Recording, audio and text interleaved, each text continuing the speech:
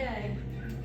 I don't love them, but I'm interested in them because they're really interesting.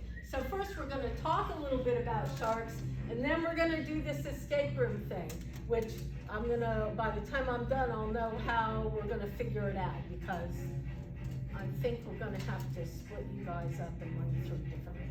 Figure it out.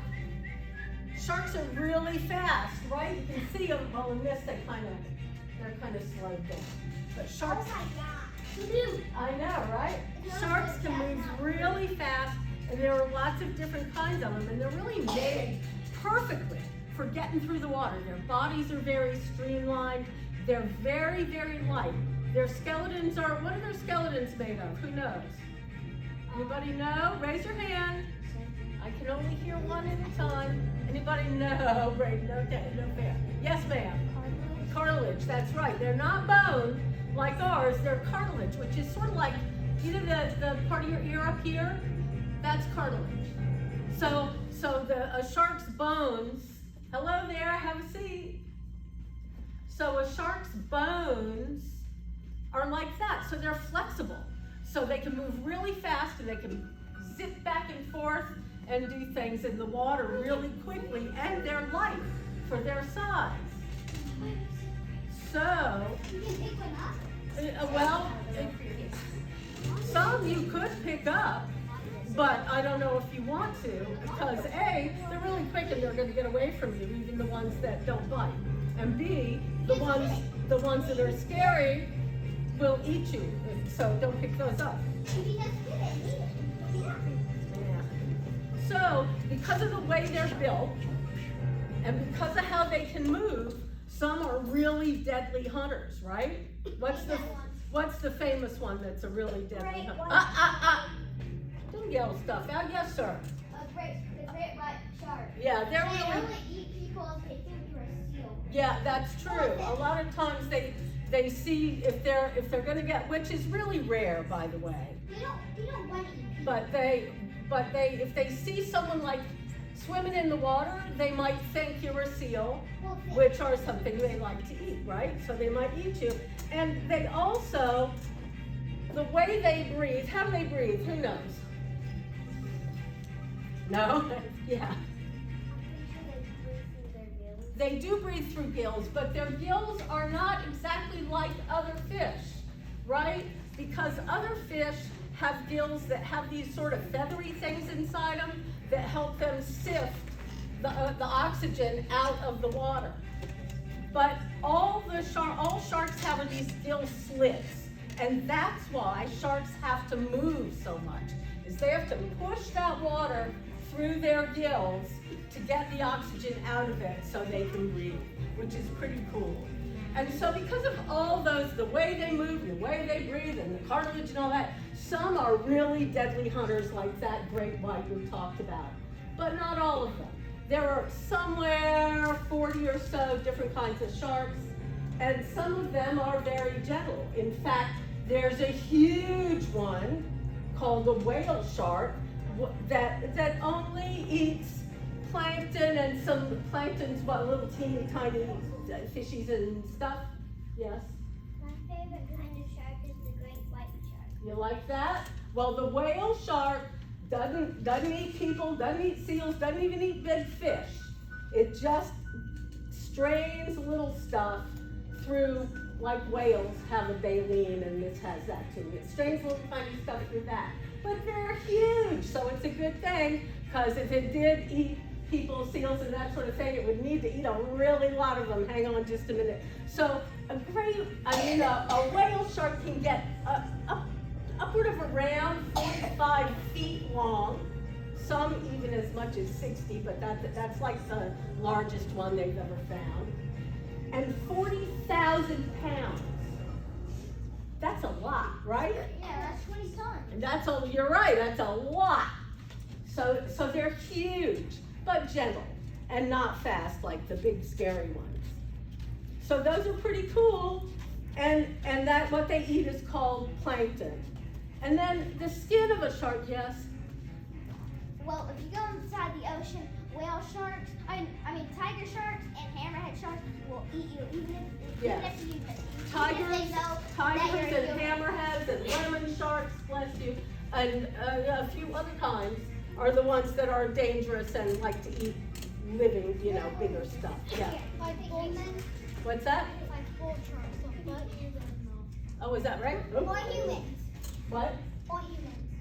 Sometimes. It's rare, but it happens. So that's what happens with those.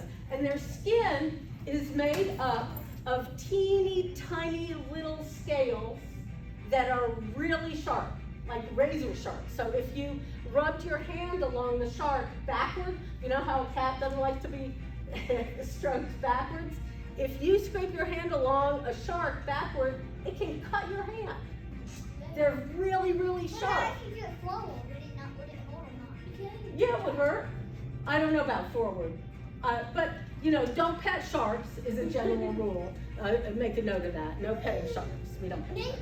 But if you did, or if you rubbed against it backward, it could cut you. Ugh, I don't like it. And then those little sharky, knifey, razory things are called denticles. Put that in your head. So, and those honey type of sharks, yes, sir. If you ate a lemon shark, would it be sour like a lemon? No. So those dangerous sharks have incredible senses of smell and hearing.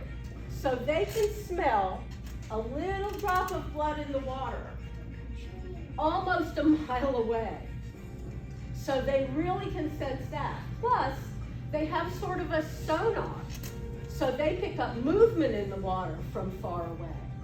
So that's why they always say if somehow you fall overboard and there's a shark around, don't like splash and scream. You pull yourself up into a ball and try to stay still and get help. I don't know about all that. I would just say stay out of shark-infested waters as best you can. Yeah, I watched a video with the guy that was with sharks. Yeah, people will do it, yes. Are real sharks actually sharks? Yes. Whale sharks are actually sharks.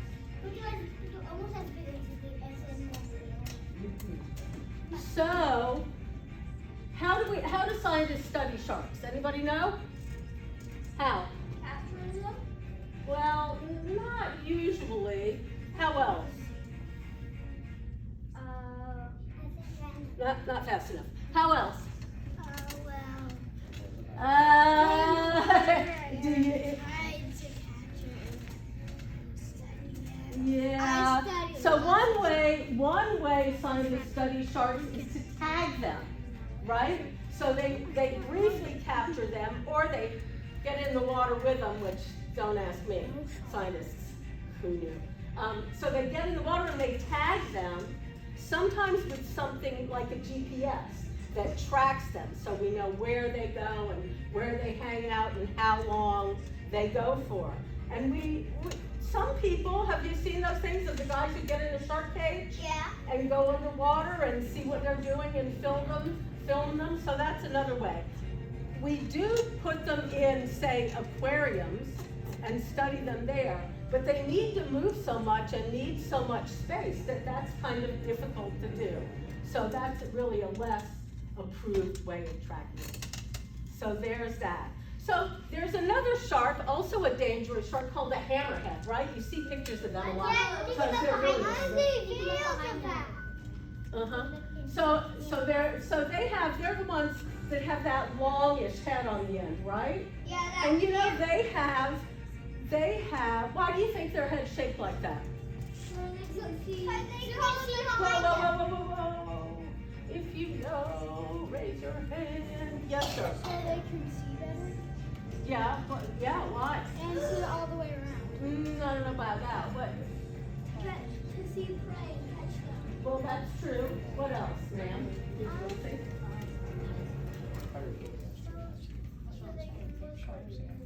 It is. That's right. Yeah, so they have. It goes out so you can see behind them better. Well, they do have those eyes are on the end, and so are their not really noses, but smellers on nostrils, right? So they move their head back and forth in the water, and they can't really see behind them, but they can move their head, and then they can see behind them and smell things. So they can wave their head back and forth through the water to do those things. So, yes ma'am. I know a species of shark. Okay. I'm pretty sure it's called a saw shark. A saw shark, I don't know about that one, but there are lots of them, so there might be. So, let's talk about, bless you, let's talk about how we're gonna do this escape room, right? Because here's what's gonna happen.